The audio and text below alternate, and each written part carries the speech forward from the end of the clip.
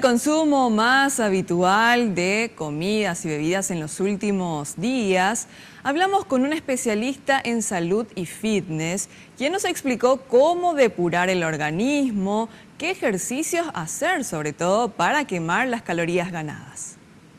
Posiciones de planchas.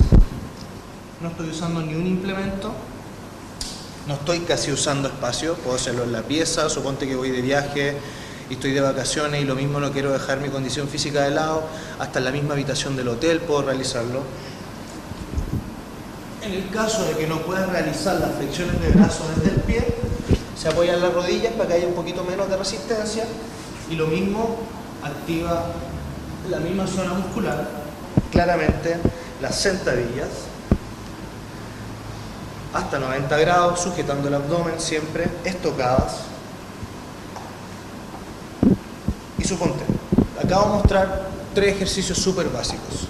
El entrenador Carlos Ríos recomienda hacer esta combinación de ejercicios en 10 repeticiones cada una, luego de haber abusado con las comidas y bebidas en Navidad.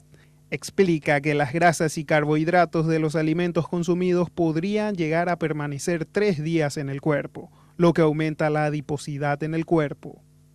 Venís cargándole al cuerpo de mucho carbohidrato, de mucha grasa, y el cuerpo queda como condicionado a querer seguir recibiéndolo. Entonces, desintoxicarse es un trabajo un poquito más complicado, suponte. ¿Qué haría yo? Primero, tomar mucha agua. Segundo, intentar hacer varias comidas durante el día que no tengan carbohidratos, por lo menos 2-3 días después de la cena más importante, que fue el 25, el 24 de la noche, un ejemplo.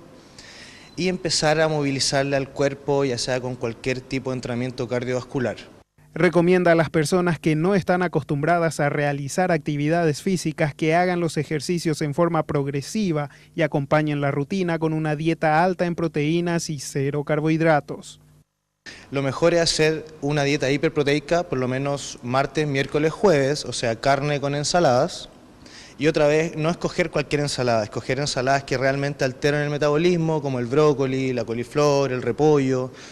Esas comidas generan en tu interior tipo un esfuerzo para que el cuerpo les procese. Entonces también altera el metabolismo y te termina quemando grasa gratis.